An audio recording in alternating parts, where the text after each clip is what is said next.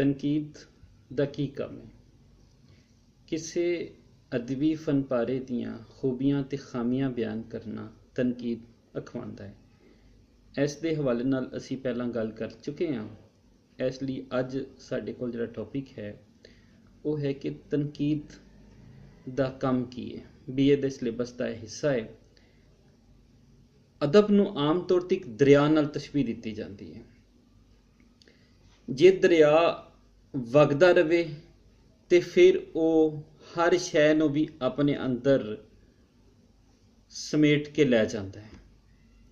ਜੇ ਇਹਦੀ ਰਫ਼ਤਾਰ ਮੱਠੀ ਪੈ ਜਾਏ ਤੇ ਫਿਰ ਵੀ ਫਸਲਾਂ ਵਾਸਤੇ ਨੁਕਸਾਨਦੇਹ, ਤੇ ਕਦੇ ਇਹਦੇ ਅੰਦਰ ਤੂਫਾਨ ਆ ਜਾਵੇ ਫਿਰ ਆਬਾਦੀਆਂ ਜਿਹੜੀਆਂ ਨੇ ਉਜਾੜ ਕੇ ਲੈ ਜਾਂਦਾ ਹੈ।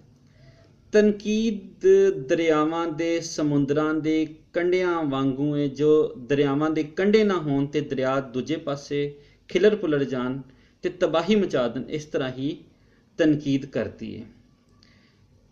ਚੰਗਾ ਅਦਬ ਤਖਲੀਕ, ਪਹਿਲਾ ਪੁਆਇੰਟ, ਚੰਗਾ ਅਦਬ ਉਦੋਂ ਤਖਲੀਕ ਹੋਏਗਾ ਜਦੋਂ ਸਾਡੇ ਕੋਲ ਨਕਾਦ ਤਨਕੀਦ ਕਰਨ ਵਾਲੇ ਮੌਜੂਦ ਹੋਣਗੇ। ਜਦੋਂ ਤਖਲੀਕ ਕਰਨ ਵਾਲਿਆਂ ਨੂੰ ਤਨਕੀਦ ਸਹਿਣੀ ਪਵੇਗੀ, ਜਦੋਂ ਉਹ ਤਨਕੀਦ ਤੋਂ ਵੀ ਸਿੱਖਣਗੇ, ਕਿਉਂਕਿ ਤਖਲੀਕ ਦਾ ਜਜ਼ਬਾ ਬਹੁਤ ਵੱਡਾ ਜਜ਼ਬਾ ਹੈ, ਪਰ ਇਹਦੇ ਨਾਲ ਨਾਲ ਤਨਕੀਦ ਦਾ ਜਜ਼ਬਾ ਵੀ, ਤਨਕੀਦ ਦਾ ਕੰਮ ਵੀ ਨਿੱਕਾ ਕੰਮ ਨਹੀਂ ਹੈ। ਤਨਕੀਦ ਵੀ ਸਮਾਜੀ ਤਹਿਜ਼ੀਬਾਂ ਦੇ ਅੰਦਰ ਲਿਖਾਰੀ ਨੂੰ ਰੱਖਦੀ ਹੈ। ਪਹਿਲਾ ਇਹਦਾ ਪੁਆਇੰਟ ਹੋ ਗਿਆ ਚੰਗਾ ਅਦਬ ਤਖਲੀਕ ਕਰਨਾ। ਦੂਸਰਾ ਹੈ ਲਿਖਾਰੀ ਦੇ ਹਵਾਲੇ ਨਾਲ ਜਿਹੜਾ ਹੈ ਉਹਨਾਂ ਨੂੰ ਹੱਦਬੰਦੀਆਂ ਸਿਖਾਉਣਾ, ਕਿ ਇੱਕ ਹੱਦਬੰਦੀ ਸਿਖਾ ਦਿੰਦੀ ਹੈ ਕਿ ਅਸੀਂ ਇੱਥੋਂ ਤੱਕ ਹੀ ਰਹਿਣਾ ਹੈ। ਫਿਰ ਦੂਸਰੀ ਅਦਬੀ ਤਰੱਕੀ ਵਾਸਤੇ, ਤੀਸਰਾ ਪੁਆਇੰਟ ਅਦਬੀ ਤਰੱਕੀ ਵਾਸਤੇ ਲੋੜ। ਕਿਸੇ ਵੀ ਜ਼ੁਬਾਨ ਦਾ ਅਦਬ ਉਦੋਂ ਜਾਮਦ ਹੋ ਜਾਂਦਾ, ਰੁਕ ਜਾਂਦਾ ਇੱਕ ਥਾਂ ਤੇ, ਜਦੋਂ ਉਹਦੇ ਅੰਦਰ ਚੰਗੀ ਤਨਕੀਦ ਨਹੀਂ ਹੁੰਦੀ। ਸਿਰਫ ਤਾਰੀਫਾਂ ਹੀ ਤਾਰੀਫਾਂ ਬਿਆਨ ਹੋਣਾ ਇਹ ਵੀ ਤਨਕੀਦ ਨਹੀਂ ਹੈ। ਸਿਰਫ ਖੂਬੀਆਂ ਹੀ ਖੂਬੀਆਂ ਜਾਂ ਫਿਰ ਸਿਰਫ ਖਾਮੀਆਂ ਹੀ ਖਾਮੀਆਂ ਇਹ ਵੀ ਚੰਗੀ ਨਹੀਂ ਹੈ। ਖੂਬੀਆਂ ਤੇ ਖਾਮੀਆਂ ਦੋਵੇਂ ਸਾਹਮਣੇ ਲਿਆਈਆਂ ਜਾਣ ਤੇ ਅਦਬ ਦੀ ਤੇ ਅਦੀਬ ਦੀ ਤਰੱਕੀ ਹੁੰਦੀ ਹੈ। ਤੇ ਜ਼ਰਖੇਜ਼ ਧਰਤੀ ਵਿੱਚੋਂ ਤਰ੍ਹਾਂ ਤਰ੍ਹਾਂ ਦੀਆਂ ਝਾੜੀਆਂ ਆਪ ਮੁਹਾਰੇ ਉੱਗ ਕੇ ਜਿਹੜੀਆਂ ਫੈਲ ਗਈਆਂ ਹੁੰਦੀਆਂ ਨੇ ਉਹਨਾਂ ਨੂੰ ਪੁੱਟ ਦਿੱਤਾ ਜਾਂਦਾ ਹੈ, ਤੇ ਕਿਉਂਕਿ ਉਹਨਾਂ ਦੀ ਥਾਂ ਇੱਕ ਚੰਗੇ ਤੇ ਜ਼ਰਖੇਜ਼ ਇਲਾਕੇ ਵਿੱਚ ਨਹੀਂ ਹੁੰਦੀ। ਇਹ ਉਸੇ ਤਰ੍ਹਾਂ ਹੀ ਹੈ ਜਿਵੇਂ ਨਕਾਦ ਦਾ ਵਜੂਦ ਤੇ ਮਾਲੀ ਦਾ ਵਜੂਦ ਜਿਹੜਾ ਹੈ, ਉਹ ਫਸਲ ਵਾਸਤੇ ਮਾਲੀ ਦਾ ਵਜੂਦ ਤੇ ਅਦਬ ਵਾਸਤੇ ਨਕਾਦ ਦਾ ਵਜੂਦ ਅਤ ਜ਼ਰੂਰੀ ਹੈ। ਚੌਥਾ ਪੁਆਇੰਟ ਲਿਖੋ, ਨਕਾਦ ਦਾ ਵਜੂਦ ਅਤ ਜ਼ਰੂਰੀ ਹੈ। ਨੈਕਸਟ ਅਗਲਾ ਜਿਹੜਾ ਪੁਆਇੰਟ ਆ ਜਾਏਗਾ ਉਹ ਹੈ ਅਦਬ ਦੀ ਤਹਿਜ਼ੀਬ। ਪੰਜਵਾਂ ਪੁਆਇੰਟ ਹੈ ਅਦਬ ਦੀ ਤਹਿਜ਼ੀਬ। ਅਸੀਂ ਦੇਖਦੇ ਹਾਂ ਕਿ ਅਦਬ ਦੀ ਤਹਿਜ਼ੀਬ ਵਾਸਤੇ ਤੇ ਉਹਦੀ ਤਰੱਕੀ ਵਾਸਤੇ ਨਕਾਦ ਦੀ ਹੈਸੀਅਤ ਉਂਝ ਹੀ ਹੈ ਜਿਵੇਂ ਮਾਲੀ ਦਾ ਮਕਸਦ ਬਾਗ ਨੂੰ ਖੂਬਸੂਰਤ ਬਣਾਉਣਾ ਹੈ। ਇਸ ਤਰ੍ਹਾਂ ਨਕਾਦ ਜਿਹੜਾ ਹੈ ਉਹ ਅਦਬ ਦੇ ਮਿਆਰਾਂ ਨੂੰ ਉੱਚਾ ਕਰਦਾ ਹੈ ਤੇ ਖੂਬਸੂਰਤ ਬਣਾਉਂਦਾ ਹੈ, ਤਾਂ ਜੇ ਨਵੇਂ ਅਦੀਬਾਂ ਨੂੰ ਇੱਕ ਰਾਹ ਮਿਲੇ। ਹੁਣ 6ਵਾਂ ਪੁਆਇੰਟ ਸਾਡੇ ਕੋਲ ਆ ਜਾਏਗਾ ਕਿ ਨਵੇਂ ਅਦੀਬਾਂ ਵਾਸਤੇ ਰਾਹ। ਨਵਾਂ ਅਦੀਬ ਅਗਰ ਚੰਗਾ ਕੰਮ ਕਰਦਾ ਹੈ ਤੇ ਉਸ ਦੀ ਸਲਾਹਨਾ ਹੋਣੀ ਚਾਹੀਦੀ ਹੈ। ਅਗਰ ਉਹ ਮਾੜਾ ਕੰਮ ਕਰਦਾ ਹੈ ਤੇ ਉਸ ਦੀ ਤਰਬੀਅਤ ਤੇ ਇਸਲਾਹ ਹੋਣੀ ਚਾਹੀਦੀ, ਤਾਂ ਜੇ ਉਹ ਚੰਗੇ ਲਿਖਣ ਵਾਲੇ ਪਾਸੇ ਆ ਜਾਵੇ, ਉਹਦੀਆਂ ਖਾਮੀਆਂ ਜਿਹੜੀਆਂ ਸਾਹਮਣੇ ਆ ਜਾਣ, ਉਹਦੀਆਂ ਖੂਬੀਆਂ ਸਾਹਮਣੇ ਆ ਜਾਣ। 7ਵਾਂ ਪੁਆਇੰਟ ਅਦਬ ਦੀ ਅਜ਼ਮਤ ਦਾ ਸਹੀ ਅੰਦਾਜ਼ਾ। ਅਦਬ ਦੀ ਅਜ਼ਮਤ, ਅਦਬ ਅੱਛਾ ਹੈ, ਬਿਹਤਰੀਨ ਹੈ। ਨਕਾਦ ਜਿਹੜੀਆਂ ਉਹਦੀਆਂ ਛੁਪੀਆਂ ਸ਼ੈਵਾਂ ਨੂੰ ਉਹਦੀ ਤਸ਼ਰੀਹ ਕਰੇਗਾ, ਉਹਨੂੰ ਬਿਆਨ ਕਰੇਗਾ ਤੇ ਫਿਰ ਉਹਨੂੰ ਦੱਸੇਗਾ ਕਿ ਇਹਦੇ ਅੰਦਰ ਸ਼ਾਹਕਾਰ ਹੋਣ ਦੀਆਂ ਕਿਹੜੀਆਂ ਕਿਹੜੀਆਂ ਖੂਬੀਆਂ ਨੇ। ਕਿਉਂਕਿ ਨਕਾਦ ਦੇ ਕੋਲ ਵਸੀਹ ਮੁਤਾਲਾ ਹੈ, ਨਕਾਦ ਦੇ ਕੋਲ ਰਹਿਨੁਮਾਈ ਹੈ, ਨਕਾਦ ਦੇ ਕੋਲ ਜਿਹੜੇ ਨੇ ਉਹ ਦਲੀਲ ਨਾਲ ਗੱਲ ਕਰਨ ਦਾ ਅੰਦਾਜ਼ ਹੈ, ਤੇ ਉਹ ਅਦਬ ਦਾ ਸਰਸਰੀ ਮੁਤਾਲਾ ਨਹੀਂ ਕਰੇਗਾ। 8ਵਾਂ ਪੁਆਇੰਟ ਹੋ ਜਾਏਗਾ ਕਾਰੀ ਦੀ ਤਰਬੀਅਤ।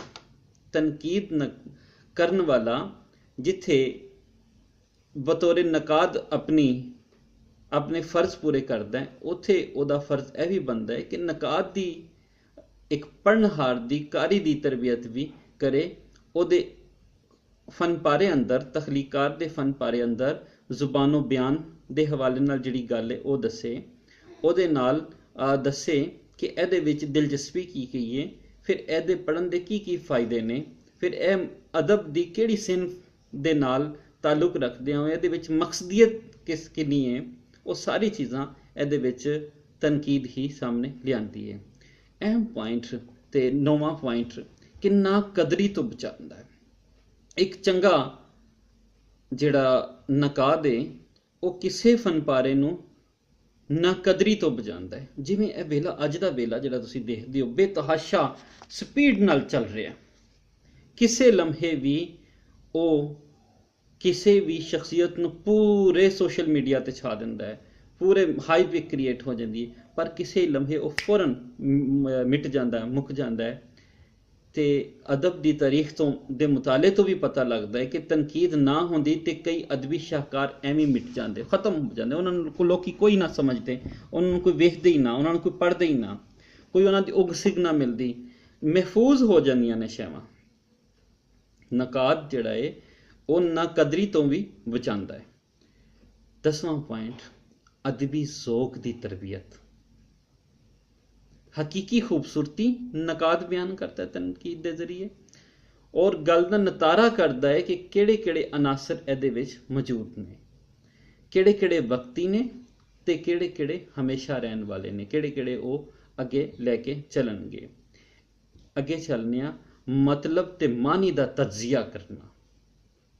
ਇੱਕ ਕਾਰੀ ਜਾਂ ਪੜ੍ਹਨ ਵਾਲਾ ਉਹ ਕਈ ਮਾਨੀ ਕੱਢ ਸਕਦਾ ਇਹਦੇ ਵਿੱਚੋਂ, ਲੇਕਿਨ ਕਈ ਦਫਾ ਜਦੋਂ ਉਹ ਗੁੰਮਰਾਹੀ ਦਾ ਸ਼ਿਕਾਰ ਹੋ ਰਿਹਾ ਹੋਵੇ ਜਾਂ ਉਹ ਸਹੀ ਮਾਨੇ ਤੱਕ ਨਾ ਪੜ੍ਹਦਾ ਹੋਏ, ਨਕਾਦ ਕਿਉਂਕਿ ਉਹਦੇ ਕੋਲ ਇਲਮ ਹੈ, ਉਹਦੇ ਕੋਲ ਜਿਹੜਾ ਹੈ ਉਹ ਤਜਰਬਾ ਹੈ, ਦੂਜੀ ਜ਼ੁਬਾਨਾਂ ਦਾ ਨੂੰ ਵੀ ਜਾਣਦਾ ਹੈ, ਉਹ ਗੈਰ ਜਾਨਬਦਾਰ ਹੈ, ਉਹ ਜਜ਼ਬਾਤੀ ਨਹੀਂ ਹੈ, ਉਹ ਫਿਰ ਉਹਦੇ ਮਤਾਲਿਬ ਤੇ ਮਾਨੀਆਂ ਦਾ ਤਜਜ਼ੀਆ ਕਰਦਾ ਤੇ ਫਿਰ ਉਹਦੇ ਉੱਤੇ ਤਨਕੀਦ ਵੀ ਕਰਦਾ ਹੈ ਤੇ ਨਾਲ ਨਾਲ ਉਹਨਾਂ ਚੀਜ਼ਾਂ ਦੀ ਤਸ਼ਰੀਹ ਕਰਦਾ ਹੈ ਕਿ ਇੱਕ ਪੜ੍ਹਨ ਵਾਲਾ ਉਸ ਨੂੰ ਕਿਵੇਂ ਦੇਖੇ।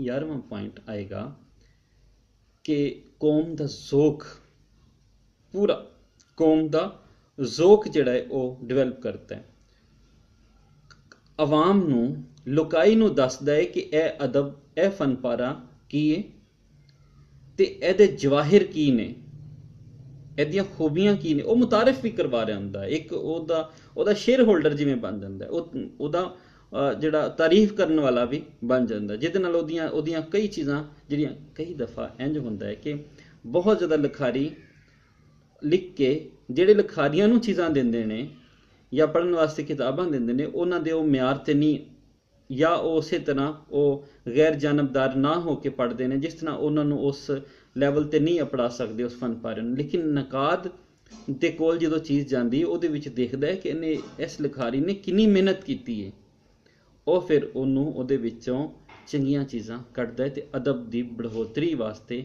ਉਹ ਵੱਧ ਤੋਂ ਵੱਧ ਕੰਮ ਕਰਦਾ ਹੈ। 14ਵਾਂ ਪੁਆਇੰਟ ਜਿਹੜਾ ਹੈ ਉਹ ਦਿਮਾਗੀ ਮਿਹਨਤ ਤੋਂ ਬਚਾਉਣਾ। ਕਈ ਦਫਾ ਐਸੀ ਸ਼ੈ ਹੁੰਦੀ ਹੈ, ਐਸੀ ਤਹਿਰੀਰ ਹੁੰਦੀ ਹੈ ਜਿਸ ਨੂੰ ਪੜ੍ਹ ਕੇ ਦਿਲ ਨਹੀਂ ਕਰਦਾ ਕਿ ਇਹਦੀਆਂ ਅਗਲੀਆਂ ਚੀਜ਼ਾਂ ਜਾਂ ਲਿਖਾਰੀ ਦੀਆਂ ਅਗਲੀਆਂ ਚੀਜ਼ਾਂ ਨਾ ਪੜ੍ਹੀਆਂ ਜਾਣ। ਜਿਵੇਂ ਕਿ ਬੇਕਨ ਨੇ ਐਸੇ ਆਖਿਆ, ਬੇਕਨ ਜਿਹੜਾ ਬਹੁਤ ਵੱਡਾ ਐਸਿਸਟ ਹੈ, ਕਿ ਕੁਝ ਕਿਤਾਬਾਂ ਦਿਲ ਕਰਦਾ ਹੈ ਕਿ ਪੜ੍ਹ ਕੇ ਸਾਹਮਣੇ ਵਾਲੇ ਦੀਵਾਰ ਉੱਤੇ ਜ਼ੋਰ ਕੇ ਮਾਰ ਦੇਣਾ ਚਾਹੀਦਾ। ਇਹਦੇ ਵਿੱਚ ਉਸ ਲਿਖਾਰੀ ਦੀ ਤਾਰੀਫ ਨਹੀਂ ਕੀਤੀ ਗਈ, ਬਲਕਿ ਉਸ ਉੱਤੇ ਇੰਤਹਾਈ ਤੌਰ ਤੇ ਇੱਕ ਹਮਲਾ ਕੀਤਾ ਗਿਆ ਕਿ ਉਹ ਵਕਤ ਜ਼ਾਇਆ ਕਰਦੇ ਨੇ। ਫਿਰ ਉਹਨੂੰ ਅਸੀਂ ਅੱਜ ਦਾ ਵੇਲਾ ਇਨਸਾਨ ਕੋਲ ਬਹੁਤ ਕੀਮਤੀ ਵੇਲਾ, ਅਸੀਂ ਅਗਰ ਕਿਸੇ ਦਾ ਅੱਧਾ ਘੰਟਾ, ਪੌਣਾ ਘੰਟਾ ਜ਼ਾਇਆ ਕਰਨੇ ਆ, ਕੋਈ ਅੱਛਾ ਅਫਸਾਨਾ ਨਹੀਂ ਮਿਲਦਾ ਸਾਨੂੰ, ਜਾਂ ਐਸਾ ਅਫਸਾਨਾ ਮਿਲਦਾ ਜਿਹੜਾ ਇੰਤਹਾਈ ਨਖੀਦ ਦੇ, ਤੇ ਅਸੀਂ ਦਿਮਾਗੀ ਮਿਹਨਤ ਜ਼ਾਇਆ ਹੋਣ ਤੋਂ ਬਚ ਜਾਂਦਾ ਜੇ ਸਾਨੂੰ ਇੱਕ ਚੰਗਾ ਨਕਾਦ ਮਿਲ ਜਾਂਦਾ। ਫਿਰ ਆਵਾਮ, ਆਖਰੀ ਪੁਆਇੰਟ 15 ਪੁਆਇੰਟ, ਆਵਾਮ ਦਾ ਧਿਆਨ ਲਿਖਾਰੀ ਵੱਲ ਕਰਵਾਉਂਦਾ ਹੈ।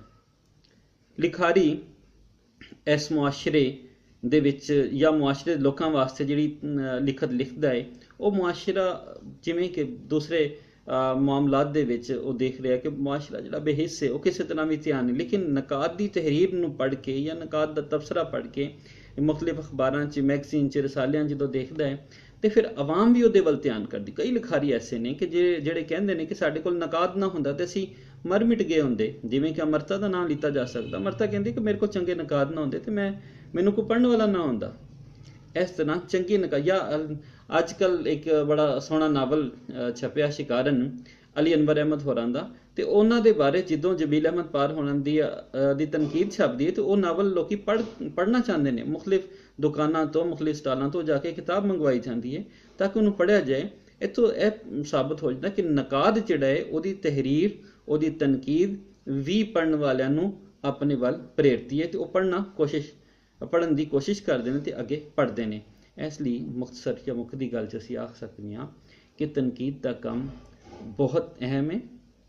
ਤਨਕੀਦ ਤੋਂ ਬਗੈਰ ਅਦਬ ਦੀ ਤਰੱਕੀ ਨਹੀਂ ਹੋ ਸਕਦੀ।